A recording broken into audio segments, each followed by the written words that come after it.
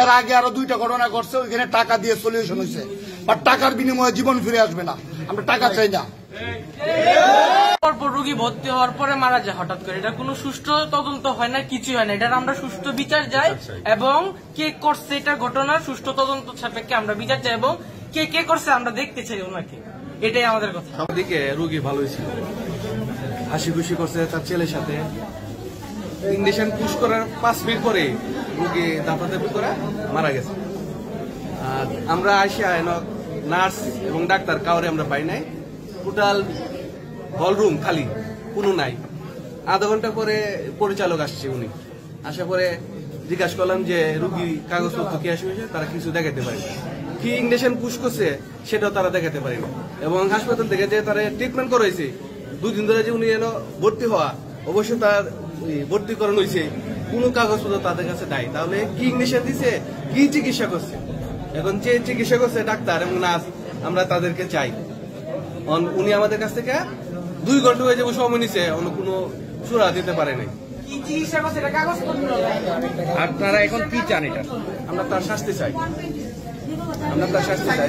আর 2 মাস আগে এই ঘটনা আবার হাসপাতালে 2 রোগী মারা গেছে একই অবস্থা, ভুল চিকিৎসায়। নার্সে নাকি ইঞ্জেকশন পুশ করছে, সে বুঝতে পারি না। একই রঙে বলি পুশ, উনি কি ডাক্তার? উনি কি পুশ করে দেখতো? ডাক্তারে দিয়ে দিব, উনি দেখে পুশ করত, উনি না দেখে। আমার কাছে লাগছে হাসপাতালে যারা আছে সবাই নার্স, কোন ডাক্তারই নাই, এরা নিজেরা মতো ভাবে হাসপাতাল চালাইতেছে। গত 10-15 দিন আগে ওনার বুকে ব্যথা হয়েছিল, এখানে ভর্তি হয়েছিল। ভর্তি হওয়ার পর ডাক্তাররা বলছে ঢাকায় নিয়ে যাওয়ার জন্য। ঢাকায় নিয়ে গেছে, ওনার হার্টের প্রবলেম। নর্মালি চিকিৎসা করতে 2 দিন মোটামুটি স্বাভাবিক পর্যায়ে আসছে। আসার পরে গতকালকে বোধ হয়তো তার বুকে আবার একটু ব্যথা হচ্ছিল। ওঠার পরে প্রাইভেট একটা ডাক্তার দেখানো হয়েছে, মেডিল্যাবে।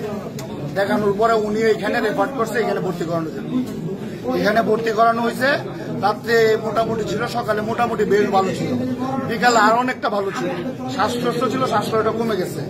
কমে যাওয়ার পরে সন্ধ্যার পরে এখানে কর্তব্যরত ডাক্তার বোধ কোনো অর্ডার শিট করছে তাকে ইঞ্জেকশন পুশ করার জন্য। ইঞ্জেকশন পুশ করছে, 5 মিনিট পরেই সে মারা যায়। এই তো 5 মিনিট আর 3 মিনিট একই বিষয়, তারপরে আর কিছু বলতে পারে না। এবং ডাক্তার নার্স এখানে যারা ছিল ডিউটিরত সবাই এখান থেকে পলাইছে। এবং এখানে তারা যে চিকিৎসা করছে ওই ফাইলের মধ্যে কোনো ধরনের ডকুমেন্টস নাই, ডকুমেন্টস নিয়ে ওরা পালাইছে। আসলে আপনারা এখন কি চান? আমরা যাচ্ছি এটা সুষ্ঠু তদন্ত হয়ে যে কাজগুলা করছে তা দিয়ে আমাদের সামনে নিয়ে আসুন, আমরা তাকে আইনের আওতায় নিয়ে আসবো। এর আগে আরো 2টা ঘটনা ঘটছে, ওইখানে টাকা দিয়ে সলিউশন হয়েছে, বাট টাকার বিনিময়ে জীবন ফিরে আসবে না। আমরা টাকা চাই না।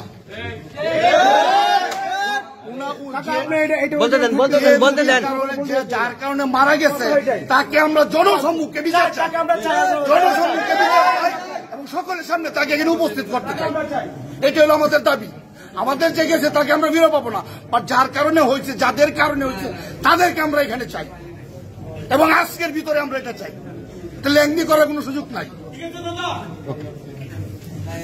ওইটা ডাক্তারের প্রেসক্রিপশন আছে, বাট হসপিটালে যে তার ট্রিটমেন্ট হচ্ছে কোনো পেপারস নাই। পেপারস গুলো আউট করে ফেলানো হয়েছে, কোনো পেপারস তাই যে তাকে কি চিকিৎসা দিচ্ছে। সুতরাং এখানে ভুল চিকিৎসা হয়েছে, তাহলে পেপারস থাকবে না কেন? হসপিটালে ভর্তি করার পরে তোর একটা প্রেসক্রিপশন অবশ্যই করবে, ওই প্রেসক্রিপশনটা নাই, কোথায় উদাও হয়ে গেল এটা, কারণ কি?